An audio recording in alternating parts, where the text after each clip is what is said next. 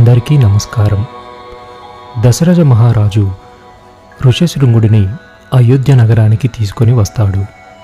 అలా కొంతకాలం గడిచాక ఒకనాడు దశరథ మహారాజు ఋషశృంగుడి దగ్గరికి వచ్చి ఇలా అన్నాడు: అయ్యా, నేను సంతానహీనుడిని. నాకు చాలా దిగులుగా ఉంది. నాకు సంతానం కలగకుండా ఏ పాపము ప్రతిబంధకంగా నిలబడుతుందో ఆ పాపాన్ని పరిహరించుకోవడానికి వేదము చేత నిర్ణయింపబడిన అశ్వమేధ యాగాన్ని మీరు నాతో చేయించాలి అని కాళ్ళు పట్టి ప్రార్థించాడు. అప్పుడు ఋష్యశృంగుడు ఇలా అన్నాడు: యాగం చెయ్యాలనే ధార్మికమైన బుద్ధి నీకు ఎప్పుడైతే కలిగిందో ఆనాడే నీకు మంచి జరగటం మొదలైంది. కావున నీకు శూరులు, లోకము చేత కీర్తింపబడే 9 కుమారులు కలుగుతారని ఆశీర్వదించాడు.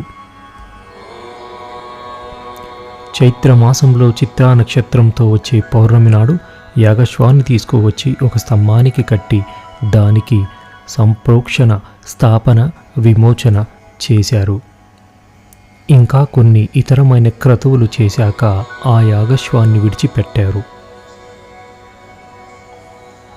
అది అలా ఒక 12 నెలలు తిరుగుతుంది. దాని వెనకాల మహాశూరులైన వాళ్ళు వెళతారు. ఆ అశ్వం తిరిగొచ్చేలోపు, అంటే ఫాల్గుణ మాసంలో వచ్చే అమావాస్యకి రాజు యాగశాల ప్రవేశం చెయ్యాలి. కాబట్టి దశరథ మహారాజు ఋషశృంగుడిని, వశిష్ఠుడిని పిలిచి యాగం ప్రారంభించాల్సిందిగా కోరాడు. ఆ యాగానికి ఇతర దేశాల నుండి రాజులను, ప్రజలను, జానపదులను, వేద బ్రాహ్మణులను, విద్వాంసులను ఆహ్వానించారు.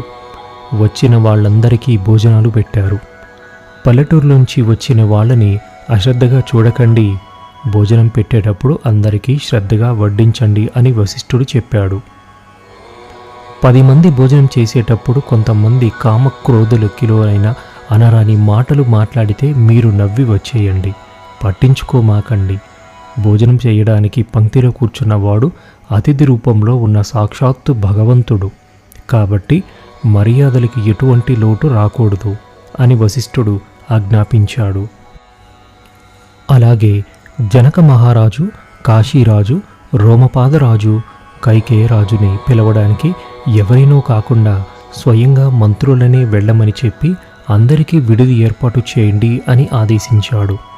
అలా వచ్చిన వాళ్ళందరికీ భోజనాలు పెడుతున్నారు. అక్కడికి వచ్చిన వాళ్ళలో వృద్ధులు, వ్యాధిగ్రస్తులు, స్త్రీలు, చిన్ని పిల్లలు కూడా ఉన్నారు. భోజనం చేస్తున్నప్పుడు వాళ్ళంతా ఆహా, భోజనాలు ఏమి రుచిగా ఉన్నాయి అని అంటున్నారు. ఇంత రుచికరమైన భోజనాలు మళ్ళీ ఎప్పుడు తింటామో అని అనుకుంటున్నారు. దశరథ మహారాజు వాళ్ళందరినీ చూసి ఇంకా తినండి, ఇంకా తినండి అంటున్నారు. వచ్చిన వాళ్ళందరికీ ధనము, వస్త్రములు దానం చేశాడు దశరథుడు. వచ్చిన వాళ్ళందరూ ఆహా, ఎంత చక్కని భోజనం పెట్టావు రాజా, ఎంత గొప్ప వస్త్రాలు ఇచ్చావయ్యా, నీ కోరిక తీరి నీకు సుపుత్రులు కలిగి నీ వంశము ఆచంద్ర తార్కారంగా వర్ధిల్లుతుందని ఆశీర్వదించి వెళుతున్నారు. ఆ యాగశాలను చాలా అద్భుతంగా నిర్మించారు. ఆ యాగశాలలో 21 యూప స్తంభాలను పాతారు. మారేడు కర్రలతో చేసినవి 6, మోదుగ కర్రలతో చేసినవి 6, చండ్ర కర్రలతో చేసినవి 6, దేవదారు కర్రలతో చేసినవి 2 మరియు శ్లేషాత్మక కర్రతో చేసినది 1 ఉంటుంది. దశరథుడు శుక్ల యజుర్వేదానికి చెందినవాడు కనుక దానికి అనుగుణంగా ఆ యాగశాలను నిర్మించారు. ఎంతో శాస్త్రయుక్తంగా ఈ యాగం జరుగుతుంది. చివర్లో యాగశ్వాన్ని తీసుకొచ్చి ఆ యూప స్తంభానికి కట్టారు. పట్టమహిషి అయిన కౌసల్య 3 కత్తులతో ఆ యాగశ్వాన్ని వధించింది. ఆ రోజు రాత్రి ఓ శాలలో కౌసల్య ఆ గుర్రం పక్కనే పడుకొని ఉండాలి. మరుసటి రోజున ఈ యాగం చేయించిన ఋత్విక్కులకి రాజు 4 భార్యలను దానం చేయాల్సి ఉంటుంది. మొదట పట్టమహిషిని, ఉపేక్షిత భార్యని, ఉంపుడు గత్తెని, చివరగా ఫాలకలిని దానం చేస్తాడు. ఆ ఋత్వికులకు ఆ 4 భార్యలను తిరిగి రాజుకే ఇచ్చేస్తారు. అప్పుడు ఆ రాజు తన భార్యలను తీసుకుని ఆ ఋత్వికులకి, అంటే ద్రవ్యాన్ని, ధనం, దానం ఇస్తాడు. ఇప్పుడు ఆ గుర్రం శరీరంలో నుంచి వప, అంటే జంతువుల కడుపులో బొడ్డు కింద ఉండే ఉల్లి పొర వంటి కొవ్వు తీసి ఆ అగ్నిలో వేశారు. ఆ వప అగ్నిలో కాలుతున్నప్పుడు వచ్చే ధూమాన్ని రాజు పీల్చాలి. దీనినే అశ్వమేధ యాగం అంటారు.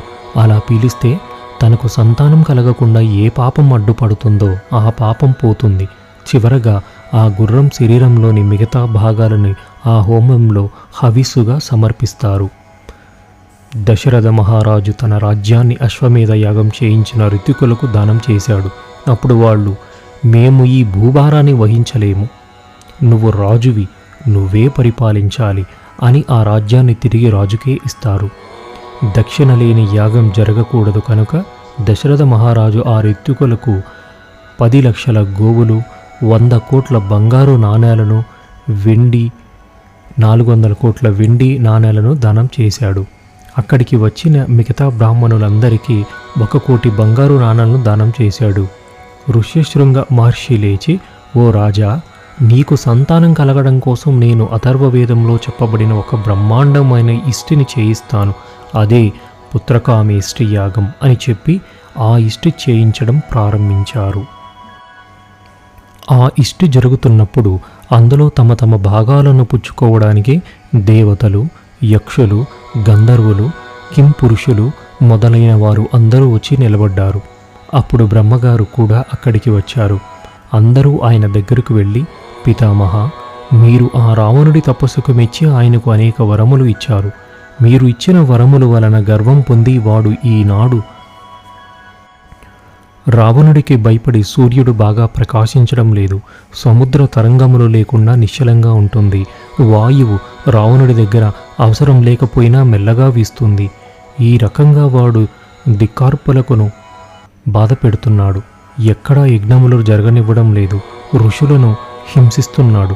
పరభార్యలను తన వారిగా అనుభవిస్తున్నాడు.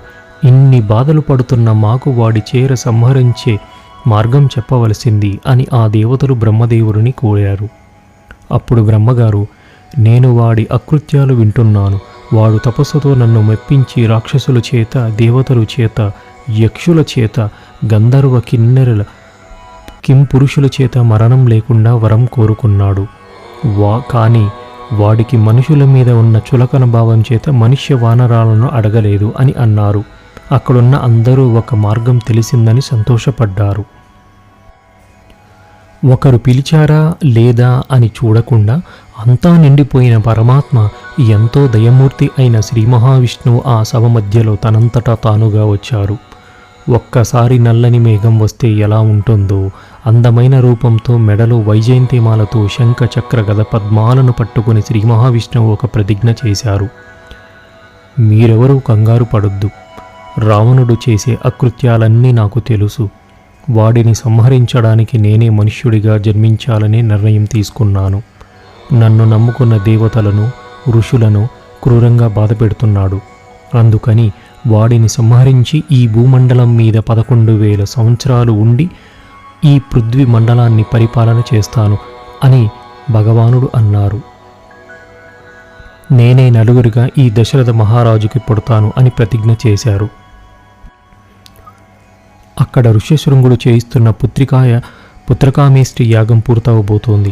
ఇంతలో ఆ యోగాగ్నిలో నుంచి ఒక దివ్య పురుషుడు నల్లని ఎర్రని వస్త్రములు ధరించి చేతిలో వెండి మూత కలిగిన ఒక బంగారు పాయస పాత్ర పట్టుకొని సింహంలా నడుస్తూ బయటకు వచ్చి దశరథ మహారాజుని పిలిచాడు. దశరథుడు ఆయనకు నమస్కరించి, నేను మీకు ఏమి చెయ్యగలను అన్నాడు.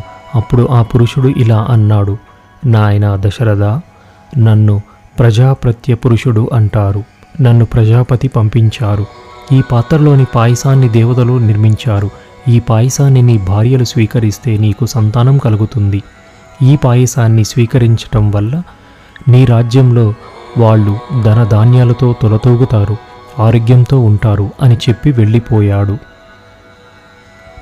వెంటనే దశరథుడు ఆ పాయసాన్ని తన 3 పత్నులకు ఇద్దామని అంతఃపురానికి వెళ్ళాడు.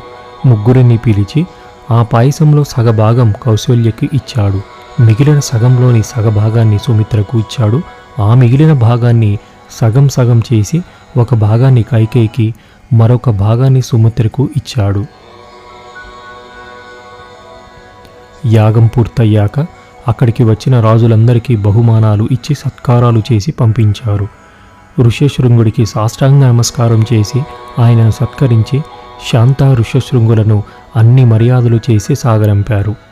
ఆ యాగానికి వచ్చిన వాళ్ళందరినీ తగిన విధంగా సత్కరించారు దశరథ మహారాజు. కొంతకాలానికి దశరథ మహారాజులోని తేజస్సు ఆయన భార్యలలోకి ప్రవేశించి వాళ్ళు గర్భవతులయ్యారు. జగన్నాథుడైన వాడు సర్వలోకాల చేత నమస్కరింపబడేవాడు 12 నెలల కౌసల్య గర్భవాసం చేసి చైత్రమాసంలో నవమి తిథి నాడు పునర్వసు నక్షత్రంలో కర్కాటక లగ్నంలో రామచంద్రమూర్తి జన్మించారు. అదే సమయంలో కైకేయికి పుష్యమీ నక్షత్రంలో మీన లగ్నంలో భరతుడు జన్మించాడు. తర్వాత సుమిత్రకి లక్ష్మణుడు శత్రుఘ్నుడు జన్మించారు. తనకి 4 కుమారులు పుట్టారని తెలిసి ఆ దశరథుడు చాలా ఆనందపడ్డాడు. కోసల దేశంలోని ప్రజలంతా సంబరాలు జరుపుకున్నారు. అదే సమయంలో బ్రహ్మగారు దేవతలతో ఒక సభ తీర్చారు. శ్రీ మహావిష్ణువు భూలోకంలో రాముడిగా అవతరించారు. రావణ సంహారంలో రాముడికి సహాయం చేయడానికి మీరు మీ అంశలతో కొంతమందిని సృష్టించండి. పార్వతీదేవి శాపం వల్ల మీకు మీ భార్యల వల్ల సంతానం కలగదు. కావున మీతో సమానమైన తేజస్సు పరాక్రము కలిగిన వానరాలను గంధర్వ, అప్సరస, కిన్నెర స్త్రీల యందు కనండి అని చెప్పారు. దేవతలందు రామకార్యం కోసం పుట్టడం మన అదృష్టమని ఆనందపడ్డారు. అప్పుడు బ్రహ్మ ఒకసారి నాకు ఆవలింత వచ్చింది. అప్పుడు నా నోట్లో నుంచి ఒకడు కింద పడ్డాడు. అతనే జాంబవంతుడు. ఇక మీరు సృష్టించండి అని అన్నారు. ఇంద్రుడు అంశతో వాలి జన్మించాడు. సూర్యుడు అంశతో సుగ్రీవుడు జన్మించాడు. బృహస్పతి అంశతో తారుడు జన్మించాడు. కుబేరుడి అంశతో గంధమాదనుడు జన్మించాడు. అశ్విని దేవతల అంశతో మైందుడు, ద్వివిధుడు జన్మించారు. అగ్ని అంశతో నీలుడు జన్మించారు. వాయు అంశతో హనుమంతుడు జన్మించాడు. పర్జునుడికి శరభుడు, వరుణుడికి సుషేనుడు జన్మించారు. దేవతలు ఇలా సృష్టించడం చూసిన ఋషులు మేము కూడా సృష్టిస్తాం అని కొన్ని కోట్ల వానరాలను సృష్టించారు. రాముడు పుట్టిన 11 రోజులకు జాత శౌచం పోయాక ఆయనకి నామకరణం చేయించారు. కులగురువైన వశిష్ఠ మహర్షి సర్వజనులు ఆయన గుణములు చూసి పొంగిపోయేదురు గనుక ఆయనకి రామా, రా అంటే అగ్నిబీజం, మా అంటే అమృత బీజం అని, సుమిత్ర కుమారుడైన సౌమిత్రి అపారమైన లక్ష్మీ సంపన్నుడు, రామ సేవే ఆయన లక్ష్మి కనుక ఆయనకి లక్ష్మణ అని, కైకేయ కుమారుడు భరించే గుణము కలవాడు కనుక ఆయనకి భరత అని, శత్రువులను అంటే అంతఃశత్రువులు సంహరించగలవాడు కనుక శత్రుఘ్న అని నామకరణం చేశారు వశిష్ఠ మహర్షి.